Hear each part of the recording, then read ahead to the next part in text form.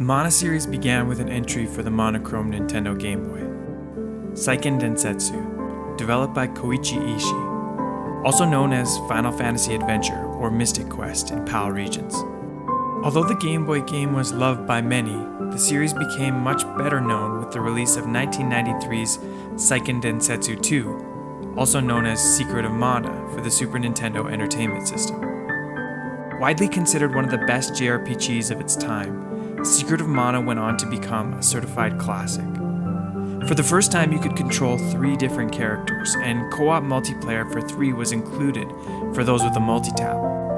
The ring system made combat and menus simple. The art style was inspired, and the soundtrack is phenomenal. Secret of Mana was an exceptional experience in its time. It successfully combined the action and adventure of The Legend of Zelda with RPG mechanics found in games like Final Fantasy and Dragon Quest. But what many fans may not know is the development was troubled. When I first played Secret of Mana, I was immediately captured by its world and drawn in by the simple storytelling and fun gameplay. However, as I progressed through the game, I felt the experience became worse. The first half of the game is much stronger than the second, and the game feels unfinished.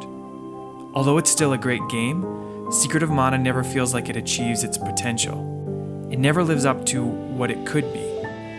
Legend has it that a significant amount of content was removed because of limited cartridge space, originally planned to fill a CD-ROM. The true vision for Secret of Mana was never able to be fully realized. But what if the team had a second chance? What if they made a game and filled it with everything that they could? What if Secret of Mana lived up to all that potential?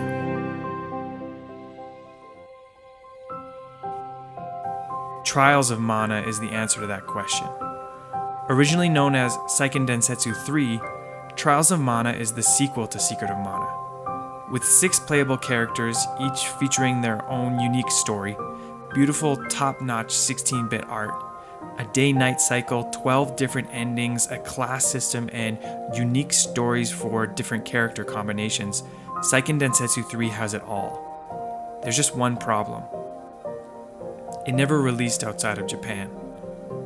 There could be multiple factors, including the end of the 16-bit era and the cost of localization, sales of Secret of Mana, but Square never felt it necessary to bring this epic RPG to the West. Many consider this game to be one of the greatest Super Nintendo games and the best game to never receive a Western release. When emulation became popular, fans created their own translation and the word of mouth began to spread about how good this game was. Still, Seiken Densetsu 3 remained a hidden, forgotten gem, accessible only through questionable means. The Mana series received many more entries in Japan and the West, but none seemed to capture gamers like Secret of Mana did. For years, the series had remained dormant, and I've often wondered if Square Enix had just forgotten about it, and I've always wondered why. To me, the gameplay in Secret of Mana seemed incredibly innovative. I like the action RPG mechanics, and in recent years, I've been unable to enjoy turn-based games, so this combat system seemed like a great alternative. The Mana titles were the JRPGs I wanted to play. I wished Square would revisit the series with a new title. What would it look like to adapt a Mana game for a modern console? After the lackluster remake of Secret of Mana, I was confident Square was done with the series. You can imagine my shock then when I watched the Nintendo Direct during E3 2019. Not only is the Mana series back, but Seiken Densetsu 3 was finally being released to Western audiences. Not only are we getting the original Seiken Densetsu 3 localized for the first time in the Collection of Mana, we're also getting a fully 3D remake, which looks incredibly promising. From the trailer, the Trials of Mana remake looks very faithful to the art style and designs of the original, and the gameplay mechanics look similar. It really is Trials of Mana in a 3D world. This is how remakes should be.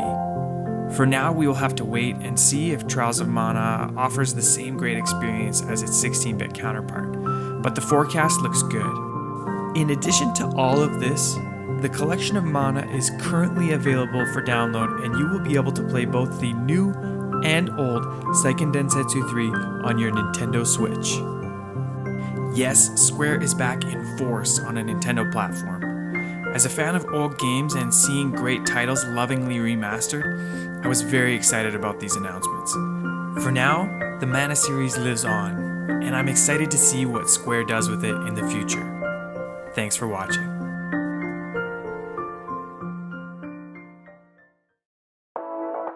Hey guys, I hope you enjoyed my take on Trials of Mana. I'd love to hear your thoughts in the comments below. Are there any Japanese exclusives from a bygone era you'd like to see re-released? What about old JRPGs that need a remake, or any game for that matter? Let me know what you'd like to see, and check out some links to other great content on the Mana series in the description.